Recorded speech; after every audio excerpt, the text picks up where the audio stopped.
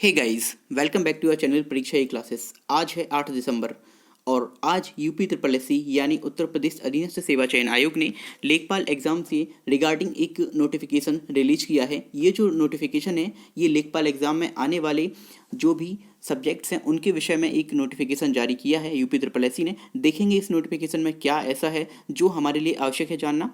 उत्तर प्रदेश अधीनस्थ सेवा चयन आयोग लखनऊ द्वारा पीईटी प्रारंभिक अर्हता परीक्षा 2021 के अंतर्गत प्रस्तावित लेखपाल पद की जो मुख्य परीक्षा है, मेन एग्जामिनेशन है, मेंस है उसके लिए विज्ञापन प्रकाशित कर पीईटी 2021 में सम्मिलित अभ्यर्थियों से ऑनलाइन आवेदन आमंत्रित किए जाने हैं। यानी अभी आपके जो फॉर्म है वो निकाले जाने हैं जिसके संबंध में पृथक से सूचित किया जाएगा। यानी ये क्लियर है कि ये जो नोटिफिकेशन है ये आवेदन से रिलेटेड नहीं है। आवेदन के लिए आपके पास एक पृथक नोटिफिकेशन आएगा जिसमें आपको ये सूचना दी जाएगी।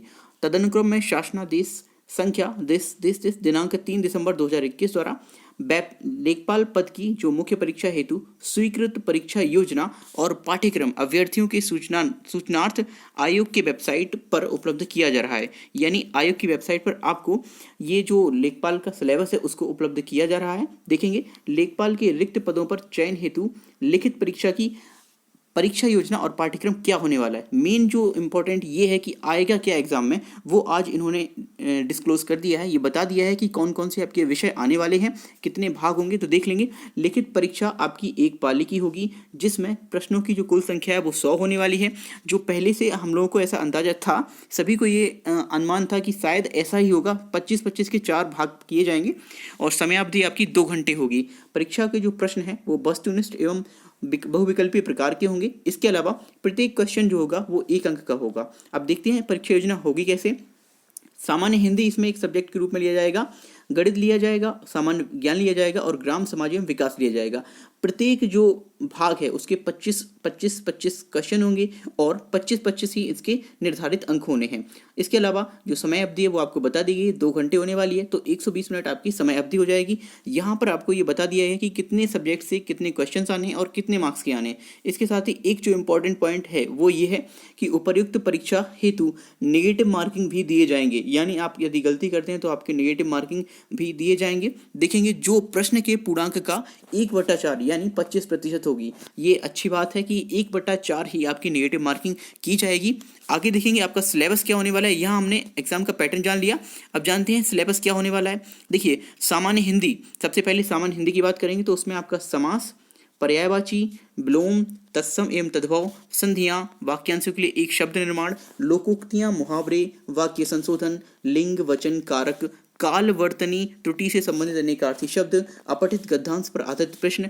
ये जो आपके सामान्य हिंदी का है इतना सा केवल आपका पाठ्यक्रम है। इसके अलावा गणित का देखेंगे तो देखिए गणित में आपसे अंकगणित एवं सांख्यिकी में आपसे पूछा जाएगा संख्या पद्धति, नंबर सिस्टम जिसे कहते हैं, परसेंटेज के क्वेश्चन आएंगे, लाभ हानि, सांख्यिकी, आंकड़ों का वर्गीकरण, बारंबारता बंटन, सारणीयन, इसके अलावा संचयी बारंबारता। इसके अलावा आपसे पूछा जाएगा आंकड़ों का निरूपण, दंड चार्ट, पाई चार्ट, आयत चित्र, बारंबारता, बहुभुज, केंद्रीय माप जिसे सेंट्रल टेंडेंसी कहते हैं, समांतर माध्य, माध्यिका और बहुलक, मीन, मीडियन, मोड, ये भी आपसे पूछे जाएंगे। इसके अलावा आगे देखेंगे कि आगे इसमें क्या आने वाला है। तो देखिए बीजगणित से आपसे कुछ क्वेश्चन पूछे जाएंगे। बीजगणित से आपसे जो पूछने जाने वाले हैं उनमें से आने वाले हैं लघुत्तम समापवर्तीय, लासापा जिसे बोलते हैं, और माशापा यानी महत्तम समापवर्तीय, उनमें संबंध क्या होगा ये भी इससे संबंधित भी प्रश्न आएंगे।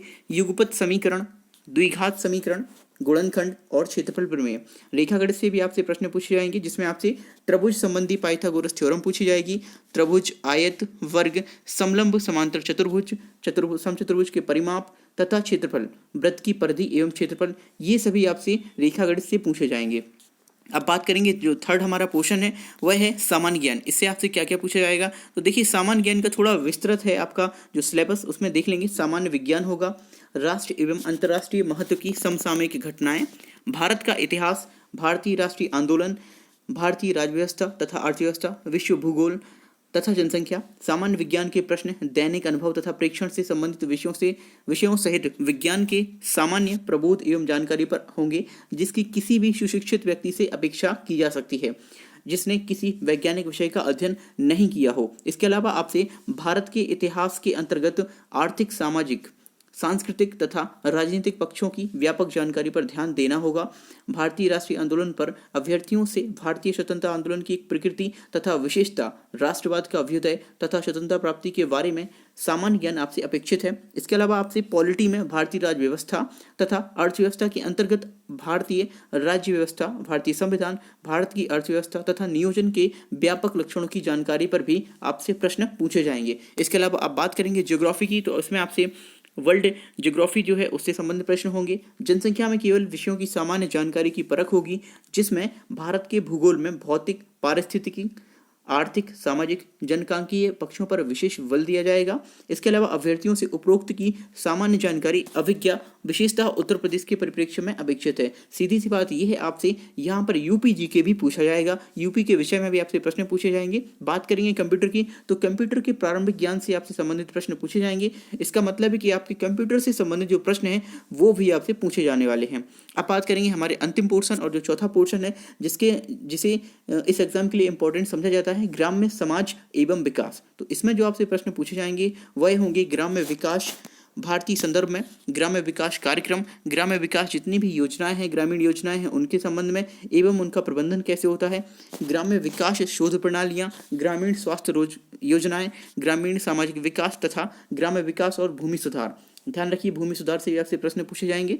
त्रिस्तरीय पंचायती राज व्यवस्था है, इससे संबंधित भी प्रश्न होंगे। केंद्र व राज्य सरकार की ग्राम्य विकास से संबंधित योजनाएं हैं, इनसे भी संबंधित आपके प्रश्न इस पोर्शन के अंदर पूछे जाएंगे। तो देखिए, ये बहुत अच्छा काम किया है यूपी त्रिपल ने कि जो लेखपाल का सिलेबस है उसको पहले ही रिलीज कर दिया है, ताकि अब बच्चे इस असमंजस में तो नहीं पढ़ेंगे कि क्या पढ़ें और क्या ना पढ़ें।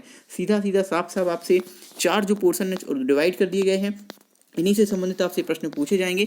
ये आपका जो एग्जाम पैटर्न है ये आपके सामने है। अब आपको इस एग्जाम की तैयारी में लग जाना होगा, और ये जो एग्जाम है ये संभवतः इस महीने के अंत तक आपसे फॉर्म भरवा लिए जाएंगे, और हो सकता है कि जनवरी माह में इस एग्जाम को कंडक्ट भी करा लिया जाए। ये आपकी परीक्षा योजना है और आपका सिलेबस है टोटल, जो मैंने इस वीडियो में शेयर किया है। ये जो नोटिफिकेशन ये आज ही यूपी ट्रिपल ने अपनी वेबसाइट पर रिलीज किया है। सो इस वीडियो को देखकर आप अपना जो तैयारी है उसको जारी रख सकते हैं, तैयारी को कंटिन्यू कर सकते हैं। कैसे आपको तैयारी करनी है उसकी स्ट्रेटजी भी बना सकते हैं।